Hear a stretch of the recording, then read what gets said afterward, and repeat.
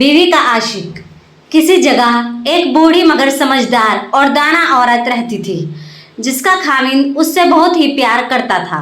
दोनों में मोहब्बत इस कदर शदीद थी कि उसका खामिंद उसके लिए मोहब्बत भरी शायरी करता और उसके लिए शेर कहता था। उम्र जितनी ज़्यादा हो रही थी, बाहमी मोहब्बत और खुशी उतनी ही ज़्यादा बढ़ रही थी।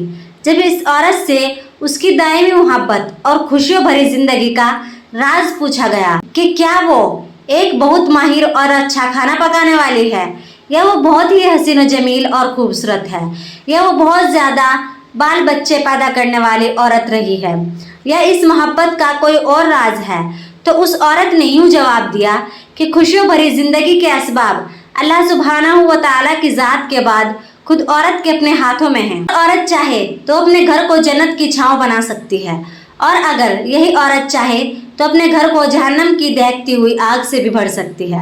मत सोचिए कि माल दौलत खुशियों का एक सबब है। तारीख कितनी मालदार औरतों की कहानियों से भरी पड़ी है जिनके खामिंद उनको उनके माल व मताब समेत छोड़कर किनारा कश हो गए। और ना ही अयालदार और बहुत ज़्यादा बच्चे पैदा करने वाली औरत होना कोई खूबी है।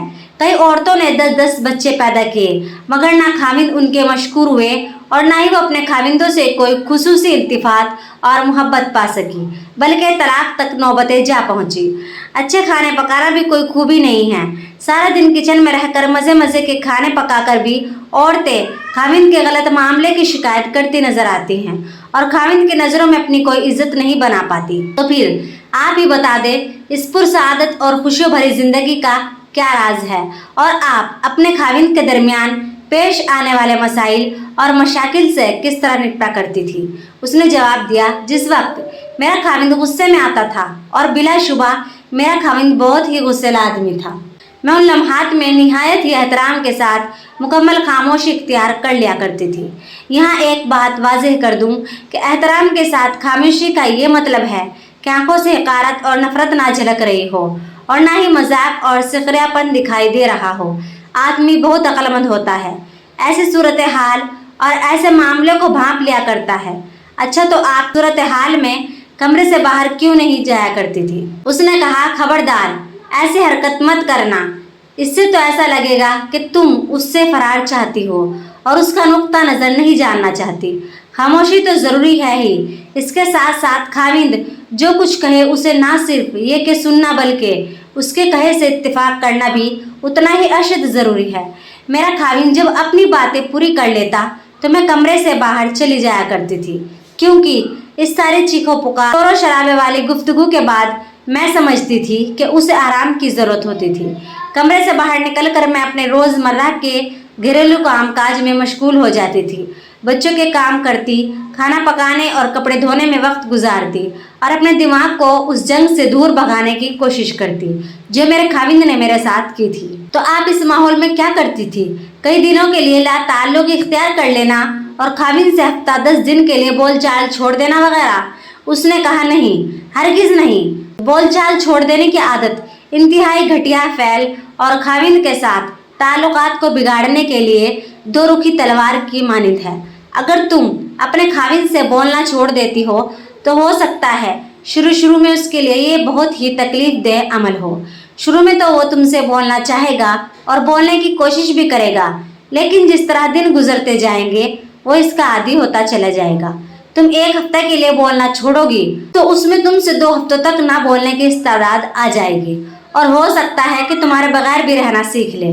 खामिंद को ऐसी आदत डाल दो कि तुम्हारे बगैर अपना दम भी घुटता हुआ महसूस करे, गोया तुम उसके लिए ऑक्सीजन के मानिंद हो और तुम वो पानी हो जिसको पीकर वो जिंदा रह रहा है। अगर हवा बनना है तो ठंडी और लतीफ़ हवा बनो, ना कि गर्दो आलूद और तेज़ आंधी। इसके बाद आप क्या करती थी?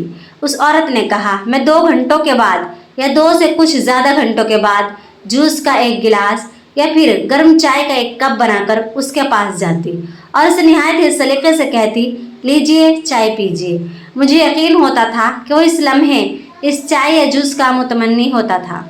मेरा अमल और अपने खामिंद के साथ गुफ्तगू इस तरह होती थी कि गोया हमारे दरमियान कोई गुस्से या लड़ाई वाली बात हुई ही नहीं, जबकि अब मेरा खामिंद ही मुझसे इसरार करके बार बार पूछता था कि क्या मैं उससे नाराज़ तो नहीं हूँ।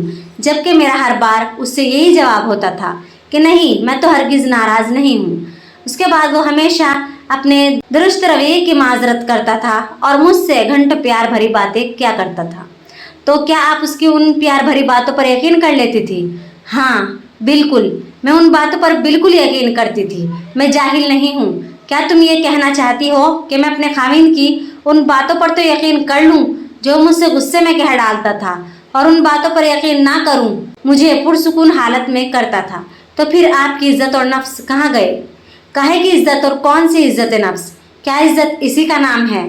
तुम गुस्से में आए हुए एक शख्स की तल्ख तर्श बातों पर तो यकीन करके उसे अपनी इज्जत नफ्स का मसला बना लो, मगर उसकी उन बातों की कोई अहमियत ना दो जो वो तुम्हें प्यार भरे और पुरसुकून माहौल में कह रहा है। मैं फौरन ही उन गुस्से की हालत में दी हुई गालियों और तल्ख तुरुश बातों को भुलाकर उनकी मोहब्बत भरी और मुफीद बातों को गौर से सुनती थी। जी हाँ, खुशगवार और मोहब्बत भरी जिंदगी का राज औरत की अक्ल के अंदर मौजूद तो है, मगर ये राज उसकी ज़बान से बंधा हुआ है। वीडियो को ज़्यादा से ज़्यादा शेयर कीजिए, और वीडियो अगर आपको अच्छी लगी है तो लाइक भी कीजिए, और एक प्यारा सा कमेंट करना मत भूलना। और अगर आप चैनल पर नए हैं तो चैनल को सब्सक्राइब कर लेना। मिलते हैं नेक्स्ट वीडियो में, तब तक के लिए अल्लाह हाफिज़।